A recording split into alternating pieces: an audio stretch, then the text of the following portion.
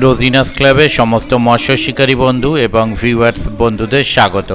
আপনারা ব্যাকে দেখতে পাচ্ছেন শিকারী বন্ধু খুব জোরে সুতো গুটোচ্ছেন। সামনে একজন শিকারী বন্ধু মাছ খেলাচ্ছেন। এটি হচ্ছে হুগলি জেলা শিয়াখালা শিপতিপুর নতুন পুকুর। এই পুকুরে বিগত যে কয়েকদিন ধরে পাস চলছে সেই পাশের ভিডিও থেকে ভিডিওটি নেওয়া হয়েছে। এখানে আপনারা কম বেশি 2 কিলোর উপরে 2 কিলোর উপরেই হবে এরকম সাইজের একটি কাতলা মাছ ধরতে দেখতে পাবেন। দেখুন শিকারী বন্ধু শেষ পর্যন্ত মাছটি কিভাবে তুললেন। আর এই পুকুরটি আগামী শনিবার, মানে আজকে হচ্ছে বুধবার, বৃহস্পতি শুক্র শনিবার হচ্ছে আপনার 1 তারিখ লাস্ট চলবে, তারপর বন্ধ করে দেওয়া হবে। 1 তারিখে সিট মূল্য, মানে শেষ দিন সিট মূল্য রাখা হয়েছে 3000 টাকা।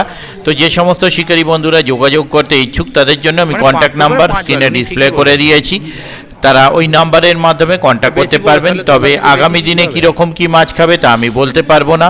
যদি মাছ খায় অবশ্যই ভালো লাগবে, দেখতে থাকুন সম্পূর্ণ ভিডিও। যারা যাবেন তারা অবশ্যই খোঁজ খবর নিয়ে বুঝে শুনে নিজ দায়িত্বে যাবেন, আমার কথায় বা ভিডিও দেখে নয়। ধন্যবাদ। পুরনো চাল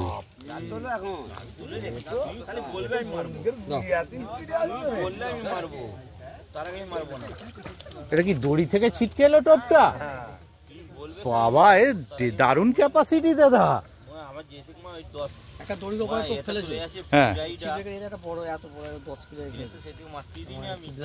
কবে ওই যেটা তুলেছে ওটা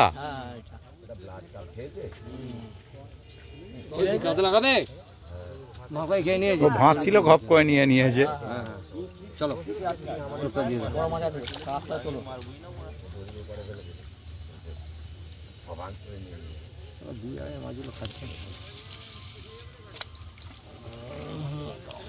এইখানটা বসা দাঁড়াও, মারলে হবে, বলবে তারপর কোথায় বসবি গ্যাপটা?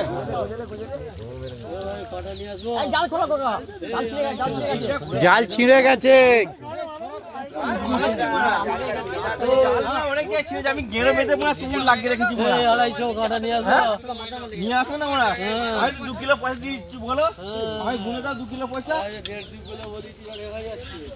আমি 2 কিলো দিয়ে দাও না, ওজন করে আমি ওজন চুরি করবো।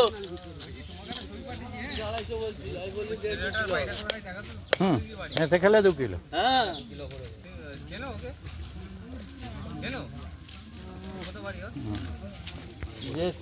ঠিক আছে, সে বুঝতে পেরেছে।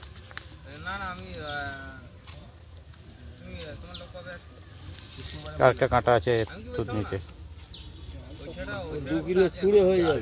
2 কিলো প্লাস হবে। 2 কিলো হবে বলি জানি, 1.5 কিলো না। ঠিক আছে। হ্যাঁ, 500 করে 4 বার হবে বলেছে। এই দিনেশ, জালটা খুলে দাও। মামার সাথে কথা বল, আমি চিপ পেয়েছি তো। হ্যালো, সামনে বাড়ি। আরে আমার ফোনের দোকান দিল্লিতে আর কি তো খুলে দিয়েছো? ফোনের দোকানে পয়সা পড়েছে, ঠিক আছে? দোকানে ছেলে আছে, যা চলে যা পাইলে চিপ যা। এখানে টেনে দেবেন তো দাদা, অমনি সমস্যা ছুটে পাইলে দাদা, একটু টেনে দেবেন তো, ঠিক আছে?